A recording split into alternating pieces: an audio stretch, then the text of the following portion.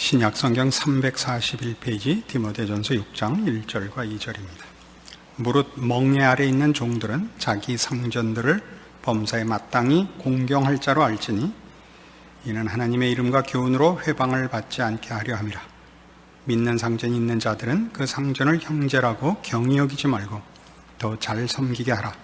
이는 유익을 받는 자들이 믿는 자요 사랑을 받는 자임이니라. 너는 이것들을 가르치고 권하라.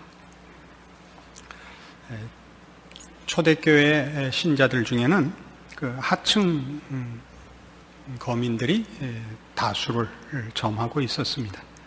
그들에게 믿지 않는 상전들도 있고 혹 믿는 상전들도 있었습니다. 믿지 않는 상전들에 대해서나 믿는 상전들에 대해서나 똑같이 공경하고 그 종된 노릇을 성실히 할 것을 권하고 있습니다. 로마서 13장에 가면 한번 같이 찾아가 보시죠. 이 문제는 어디까지 성경이 요구하고 있냐면요, 로마서 13장 257페이지 로마서 13장 1절. 각 사람은 위에 있는 권세들에게 굴복하라. 권세는 하나님께로 나지 않음이 없나니 모든 권세는 다 하나님의 정하신 바라. 그러므로 권세를 거스리는 자는 하나님의 명을 거스림이니 거스리는 자들은 심판을 자취하리라. 이렇게까지 되어 있습니다.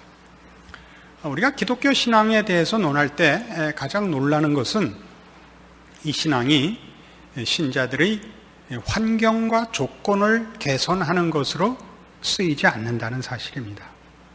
로마라는 나라는 당시에 우상을 섬기는 나라고 나쁜 나라입니다.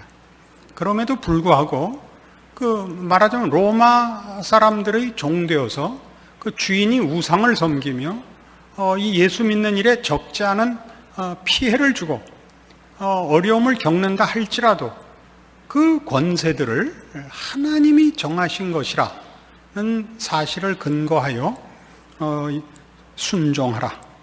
그렇게 되어 있습니다. 뒤에는 그 세금도 바쳐라. 이렇게 되어 있습니다. 그 복음서에나 보면 그 세리가 그토록 아주 나쁜 사람의 표본으로 등장하는 이유는 당시 세리들이 로마를 위하여 그 유대인 중에 같은 동족들에게 가서 세금을 뺏어갔기 때문에 그렇습니다. 민족적으로 국가적으로만 적이 아니요 신앙적으로 적인 로마를 위하여 같은 동족이 못할 짓을 한다 해서 성경에 세리는 아주 나쁜 사람의 최고의 표본으로 등장하고 있죠. 그럼에도 불구하고 성경은 세를 내라고 하고 그런 나쁜 권세도 나쁘게 무슨 민족적으로만이 아니고 종교적 신앙적 차원에서 나쁜 나라임에도 불구하고 그 권세가 하나님이 내신 것이라 그렇게 얘기하고 있습니다. 매우 놀랍죠. 이 문제를 잘 이해하시면 이렇게 얘기하는 의미를 이해하게 됩니다. 본문에 돌아와 보시면 1절에 있는 것들이 말하자면 믿지 않는 상전들에 대한 순종을 요구하고 있다면 2절은 믿는 상전이라고 어떻게 하라고요? 경히 여기지 말라 이렇게 되어 있습니다. 쉽게 생각하지 마라 이거죠. 그러니까 우리는 믿지 않는 상전이 있으면 우리 신앙생활에 방해가 되고 믿는 상전이면 유익하리라고 생각하죠. 당연히. 그러니까 제가 언제 어디선가 그런 질문을 했었습니다. 학교에서 그랬는지 설교 중에 학교에서 했을 가능성이 많네요. 질문을 했으니까 부자이면서 신앙이 없는 사람과 가난하면서 신앙이 있는 사람은 누가 더 쓸모가 있느냐? 모두가 가난하지만 신앙이 있어야 된다를 공감했습니다. 그래서 이렇게 질문했죠. 그러면 같은 신앙을 가졌으면 부자인 사람이 더 쓸모가 있냐? 가난한 사람이 쓸모가 있냐? 그래서 다 부자가 쓸모 있습니다. 그래서 저희한테 혼났죠. 그거는 우리의 생각입니다. 분명히 부자로서 할 일이 있습니다. 가난해도 할 일이 있습니다. 우린 유명해서만 일하지 않고 무명해서도 일합니다. 근데 유명한 것은 모두가 알고 무명한 것은 모르지요. 우리 이 차이가 없다는 것을 이해해야 되듯이 지금 오늘 본문이 바로 그 사실을 얘기하고 있는 것입니다. 믿지 않는 상전이면 방해가 되고 믿는 상전이면 유익하다는 것은 환경과 조건에 대한 이해일 뿐이지 하나님이 우리에게서 무엇을 만드시려고 하느냐 하는 신앙적인 내용을 근거해서 생각하면 믿는 상전 아래에 있으면 편하지요. 믿지 않는 상전 아래에 있으면 불편하죠. 삶이 고단하지요. 그러나 신앙은 거기서 더 큰다 이겁니다. 이게 오늘 본문의 핵심입니다. 로마서 5장으로 가셔서 예를 들면 이런 아주 중요한 그 성경의 가르침이죠. 로마서 5장 1절부터 보죠. 그러므로 우리가 믿음으로 의롭다 하심을 얻었은즉 우리 주 예수 그리스도로 말미암아 하나님으로 더불어 화평을 누리자. 또한 그로 말미암아 우리가 믿음으로 서 있는 이 은혜에 들어감을 얻었으며 하나님의 영광을 바라고 즐거워하느니라. 다만 이뿐 아니라 우리가 환난 중에도 즐거워하나니 이는 환난은 인내를, 인내는 연단을, 연단은 소망을 이루는 줄 알미로다. 이렇게 되어 있습니다. 왜 하나님이 그 아들을 보내어 자기 백성을 삼으시고 영생 복락을 약속한 그의 백성들을 환난으로 인도하는가? 우리는 모릅니다. 사실은 척 이해하지 못합니다. 그러나 환난으로만 이것은 훈련이 된다 그러고 있습니다. 형통한 것으로 훈련되지 않습니다. 왜요? 형통하면 생각하지 않습니다. 환난이 와야 우리는 생각을 합니다. 환난을 만나면 뭘 배우느냐 하면 우리는 자기 자신에 대하여 항복하는 것을 배웁니다. 우리는 우리가 당하는 고통과 우리가 당하는 절망에 대해 우리가 아무런 힘이 없다는 것을 배웁니다. 그럼 우리는 체념하고 절망하고 자폭할 수밖에 없습니다. 그죠? 우린 끊임없이 이 환경과 조건을 개선시켜 달라는 기도만 합니다. 이 고통을 빨리 해소시켜 주시든가 고통의 시간이 빨리 끝나게 해달라는 기도밖에 하지 못하는데 하나님은 그렇게 안 해주십니다.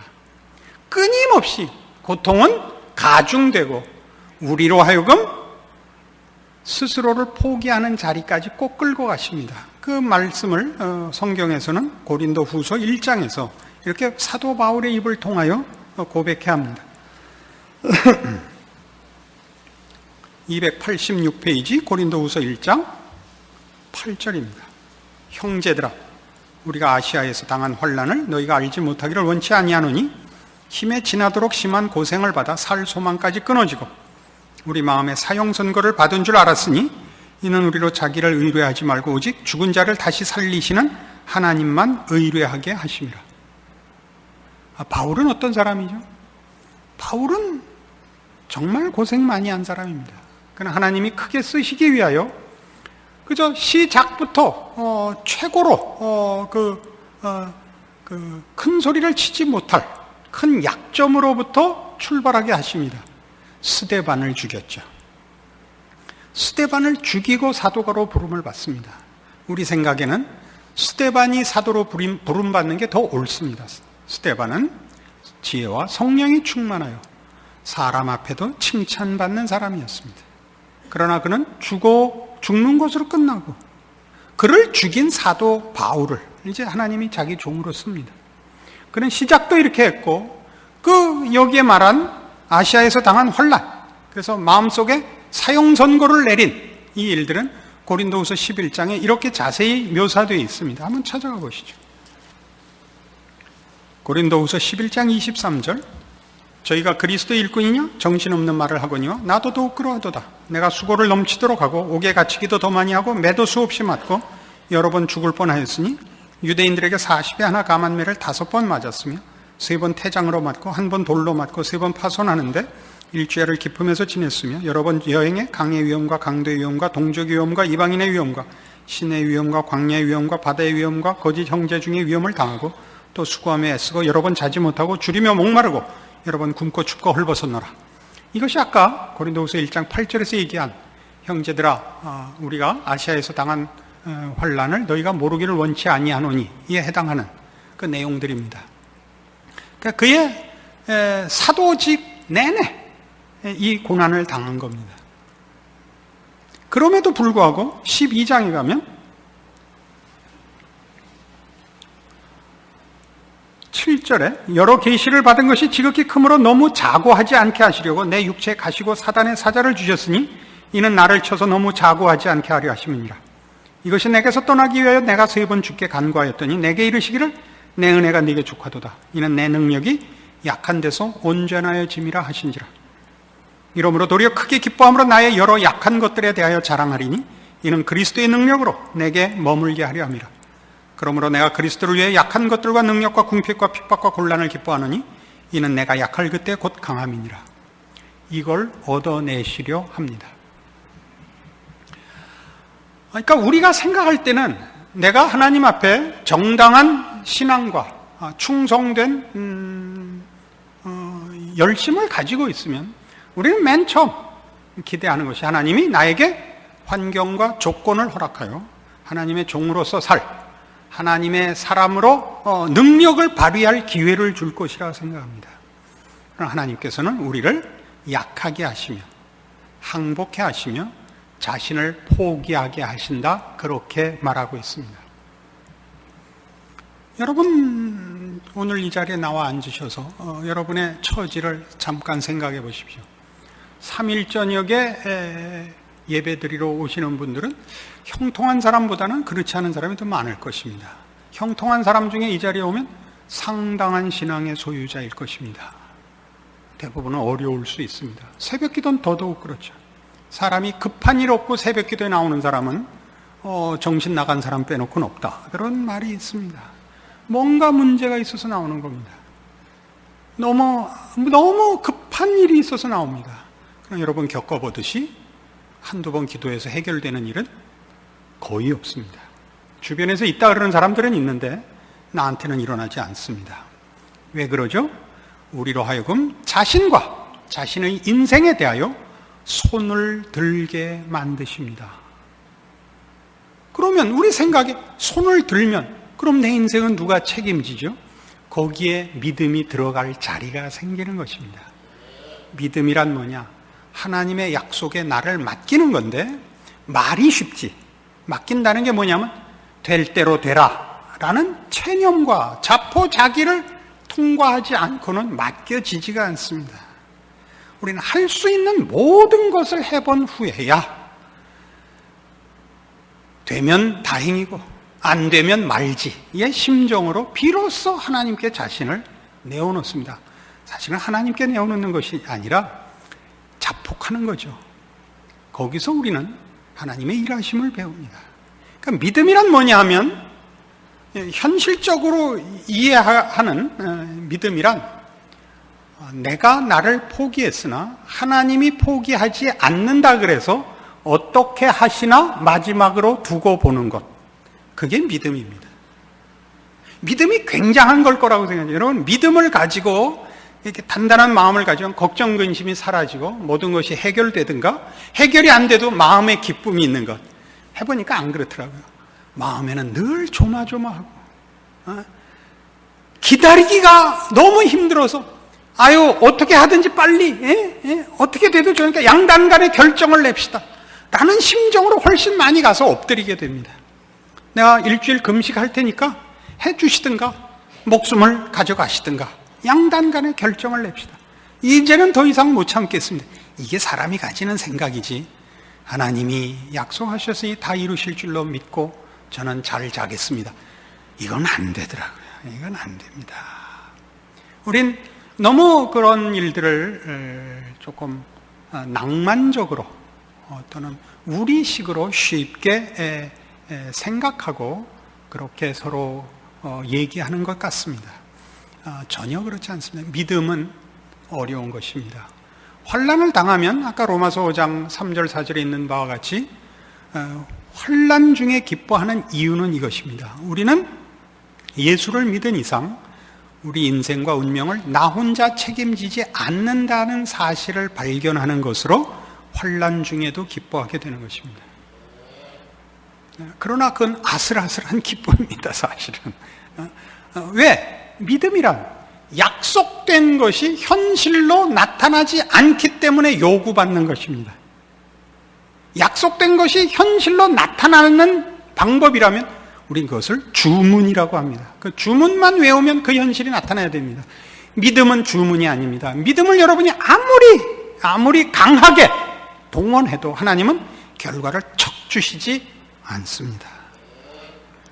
여러분들 중엔 받은 사람이 있다 그럴 것입니다. 그것은 하나님이 하신 약속의 유효성과 영원성을 확인시키는 어떤 하나의 표적들로만 있지, 그 한 번으로 여러분의 전 인생과 전 신앙이 그걸로 확보되고 더 이상 고민하고 근심할 것이 없는 인생으로 끌어올리는 그런 믿음이나 믿음에 대한 응답은 없습니다. 그래서 신앙생활의 어려움은 뭐냐 하면 끊임없이 자기를 포기하는 것을, 그리고 하나님의 약속을 기다리는 것을 매일 새삼스럽게 싸워야 됩니다. 오늘을 싸웠다고 내일이 공짜로 넘어가지지 않습니다. 오늘이 마지막 날이 아닙니다. 어제 신앙을 지켰다고 오늘은 고민하지 않고 넘어가지 않습니다. 여기에 어려움이 있습니다. 이 일 때문에 사실은 성도들의 신앙의 현실에 많은 시험이 있는 줄로 압니다. 나만 하나님이 응답하시지 않고, 나만 시험 속에 있고 고민 속에 있고 다 괜찮은 것 같아 보여서 이게 큰 시험이 됩니다. 그래서 쿡쿡 찌르는 것 같습니다.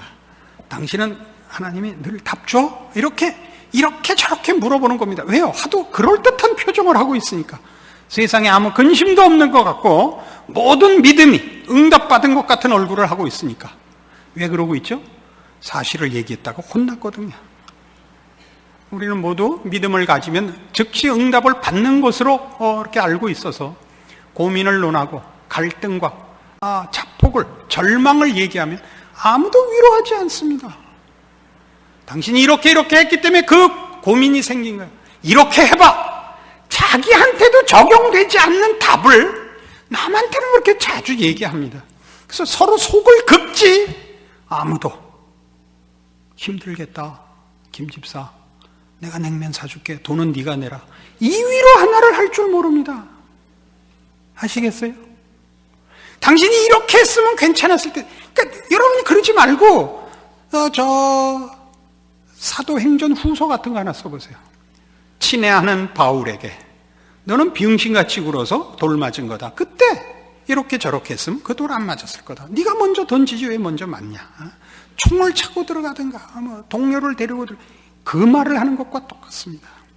바울의 생애가 그렇고 하나님의 종들과 하나님의 백성들에 대한 하나님의 약속이 환난을 약속하고 있고 그 속에서 만들어진다고 약속하고 있는데, 여러분들은 성경 아닌 얘기들을 자신에게도 하고 남에게도 요구함으로써 진정한 신앙인들이 가져야 하는 갈등과 고민 속에 있는 그 어려움들을 서로 위로하는 일을 실패하고 있습니다.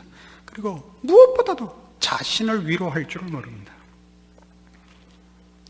믿음을 지키고 신앙인으로 산다는 것이 무엇인지를 자신에게 납득시키고 있지 못하기 때문에 여러분들도 여유가 없는 것이죠. 아무에게도 여러분은 넉넉한 마음으로 위로할 아무런 여분을 갖고 있지 않습니다. 성경은 그렇게 얘기하지 않는다 이겁니다. 그러니까 우리가 에베소서 5장에서 보는 바와 같이 이런 식의 요구들이 갖는 의미를 이제 분명히 합시다. 에베소서 5장 18절 315페이지. 술 취하지 말라. 이는 방탕한 것이니 오직 성령의 충만을 받으라. 시와 찬미와 신령한 노래들로 서로 화답하며 너희의 마음으로 주께 노래하며 찬송하며 범사에 우리 주 예수 그리스도의 이름으로 항상 아버지 하나님께 감사하며 그리스도를 경외함으로 피차 복종하라. 범사에 아버지 하나님께 감사하라. 누구 이름으로? 주 예수 그리스도의 이름으로. 이거는 그러니까 뭐라 그래요? 스스로를 위로하고 자신을 격려하라는 소리가 아닙니다. 그러니까 심리적으로 분발해서 무슨 긍정적인 사고를 가지자 이따위 얘기가 아니고, 여기서 하는 얘기는 뭐냐면 그 후에 나오는 부부 얘기나 부모와 자녀 얘기나 상전과 하인 얘기에 일반되게 적용되고 요구되듯이 어떠한 환경과 조건도 하나님이 너의 유익을 위하여 준비해 놓은 것이다를 알고 감사하라 이 뜻입니다. 우리가 사는 세상에서 우리는 모든 불평을 너 때문이야 하죠. 너 때문이야. 네가 이렇게만 하면 되는데 왜 이렇게 안 해갖고 이래서 나를 고통스럽게 만들어. 응? 모든 문제가 그렇죠. 부모에 대해서, 자식에 대해서, 부부 사이에서, 직장에서 모두 네 탓이지 내 탓은 없죠. 내 탓이요 하자는 얘기가 아닙니다. 탓의 문제가 아니라 그런 불편함과 고통이 하나님이 준비한 그의 백성들을 위한 하나님의 지혜와 능력의 배려에 의한 우리의 현실이라는 것입니다. 그 혼란 때문에 우리는 우리 자신을 들여다보게 되는 게 세상에다 떠넘기지 말라는 거죠. 범사에라는 말의 무서움을 알겠죠. 여러분이 이것 하나만이라고 생각하는 것, 그것까지 이것 하나만은, 이 집만은, 그게 사도 바울의 고린도 후서 12장이 얘기했잖아요. 사단의 가시를 빼주십시오라고 3번 기도했더니 뭐라 그랬다고요? 내 은혜가 네게 족하도다. 이는 내 능력이 약한 데서 온전하여짐이라. 이건 우리 모두를 위한 성경의 선언이요, 위로요, 우리가 놓치지 말아야 할 성경의 가르침입니다. 그런데 우리는 이거 놓치고 있습니다. 우리는 내가 강해야 하나님이 강하다고 생각하고 있고, 한국 교회를 보십시오. 무슨 고지론 이런 게 있죠. 믿는 자가 앞서고 위에 있어야 된다죠. 믿는 자가 사회적 지위도 높고, 경제적, 지식적, 모든 면에서 위에 있어야 복음을 꽝꽝 전할 수 있다. 그래요. 이건 복음이 아니에요. 이건 미신이고, 이건 우상이에요. 어떤 지위나, 어떤 환경이나, 어떤 기술도 영적인 것을 만들어내는 것은 없습니다. 하나님만이 그리스도 예수 안에서 하십니다. 놓치지 마세요. 이것은 빈부의 격차나 배우고 못 배운 문제나 세상에서의 지위의 문제가 아닙니다. 어떤 환경 속에 있더라도 그건 아무 상관이 없습니다. 본인이 그 속에서 하나님의 인도하심을 이해한다면, 그리고 그 부르심을 받은 자라면 본인이 원하든 원치 않든 이 훈련을 받는 것이요, 그것이 우리의 복이요, 본인이 알면 감사가 터져나오는 현실이라는 것입니다. 여러분은 지금 여러분이 처한 현실에 대하여 불평하거나 그 고통을 만들어낸 사람들에게 책임을 묻거나 원망하지 마십시오. 그것은 하나님이 만드신 조건입니다. 그것은 최적의 조건이며 최고의 지혜며 하나님의 능력이며 거룩하신 뜻이며 우리에게서 만들어내려는 하나님의 자녀라는 이름에 걸맞는 내용을 위한 하나님의 인도하심입니다. 우리는 우리의 신앙을 즐길 줄 모르죠. 감사할 줄 모르고 자랑할 줄 모릅니다. 왜요? 세상 것을 가지고 확인하고 세상 것을 가지고 세상과 경쟁하려니까 우리는 할 게 없죠. 유치한 것만 남았죠. 유치한 것만. 그렇게 가지 않아야 합니다. 우리가 이제 구해야 할 것은 무엇이라고요? 21절, 에베소 5장 21절, 그리스도를 경외함으로 피차 복종하라. 이 말이 갖는 의미를 아시겠죠? 여러분을 괴롭히는 사람이 있습니까? 감수하십시오. 감수하십시오. 여러분을 괴롭히는 어떤 현실적인 아픔이 있습니까? 감수하십시오. 여러분은 훌륭해지실 것입니다. 깊어지실 것입니다. 그리고 하나님이 의도하신 영적인 완성의 자리에 가실 것입니다. 우리는 이 세상을 사는 동안 여러 가지 상처를 받고 손해를 보고 낙심하고 후회하며 억울하며 고통스러운 것 속에 있습니다. 그러나 그것들이 우리를 손해보게 하지 못합니다. 부정적이고 소극적으로만 얘기해서는 안 됩니다. 하나님의 능력과 인도하심과 거룩하신 뜻이 그 모든 것을 통하여 우리에게 합력하여 선을 이루어 우리로 하여금 하나님의 영광의 찬송이 되게 하실 것입니다. 이 사실을 기억하시고 신자된 여러분들의 인생과 현실을 주의 인도하심 속에 있다는 사실로 극복하시고 이겨내시고 감수하시는 신앙, 여러분들에게 있기를 바랍니다. 기도하십시다. 하나님 아버지 은혜를 감사합니다. 성경에 약속하기를 하나님이 우리를 위하시면 누가 우리를 대적하리요. 그 아들을 아끼지 아니하시고 우리를 위하여 내어주시니가 어찌 그 아들과 함께 모든 것을 은사로 주지 아니하시겠느냐 라고 하신 말씀을 이 시간 기억합니다. 하나님이 우리를 인도하시는 모든 길은 혹 고통스럽고 혹 억울하고 혹 난처하고 혹 고민케 하고 또 심하게 자폭과 절망까지 우리를 몰아대지만 결국은 그 환난이 그 인내가 연단을 그리하여 소망을 이루는 줄 이제 믿습니다. 우리의 당한 현실과 우리의 고통과 우리의 억울함을 오직 믿음으로 극복하여 주께서 일하시고 이루실 그 완성과 그 선하신 약속과 그 아들을 주신 사랑을 근거하여 믿음으로 지켜내기로 약속합니다. 이제부터 사는 인생에 주를 의지한 성도의 마땅한 감사와 자랑이 있는 우리 모두의 현실되도록 우리를 깨우치시고 함께 하심으로 힘 주시옵소서. 승리케 하시옵소서. 예수님 이름으로 기도합니다. 아멘.